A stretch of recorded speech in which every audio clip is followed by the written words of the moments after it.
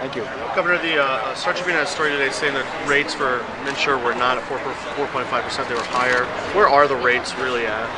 Well, I maintain that we said it honestly and straightforward. I said that you take the 4 plans that are we're in it this year, are going to be in it next year, and their average increase is 4.5%. You can slice and dice the numbers to come up with different results, but some people say weighted average, but the weighted average is the average of what's happening this year.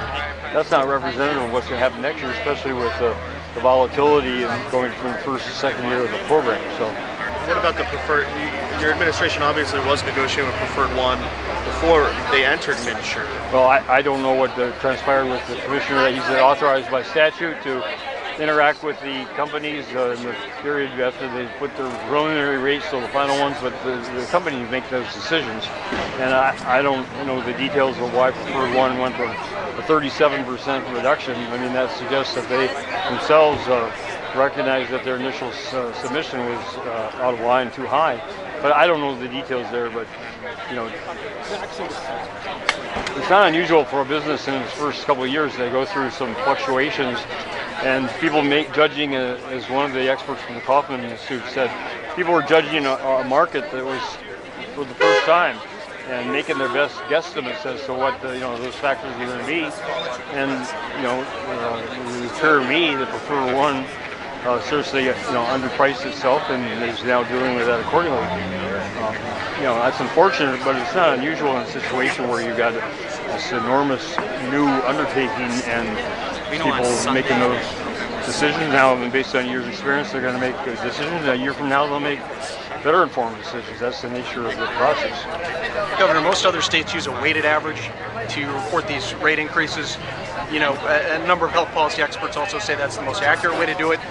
Why was it that your administration chose to do the unweighted? Well, that's, you say most. I don't know about most other states. I haven't looked at other states.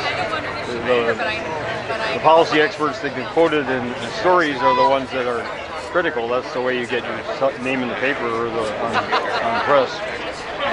So I would say that a weighted average is inaccurate because it's taking the weights based on this year's sign-ups. And the whole purpose of the MNsure is to give people the information. They'll have November 15th and 2 months then to prepare to shop and look and see if they want to stay where they are, if they want to go somewhere else.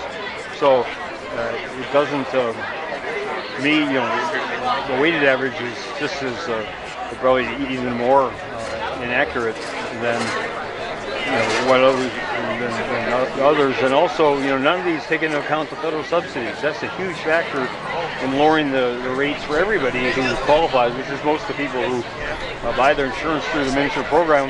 One of the key features of the Affordable Care Act is the federal subsidy, which brings everybody's rates down. That's never factored in by anybody. So I think MNsure's made a lot of progress. I've said all along it's got to get better, and it will.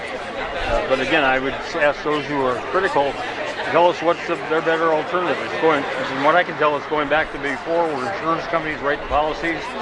They decide what they're going to fund and what they aren't. They talk the profits and the difference. And over half the personal bankruptcies in this country are people who cannot afford their health costs.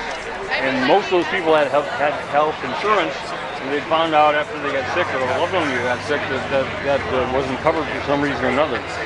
So, people are so critical, you need to tell us what's better.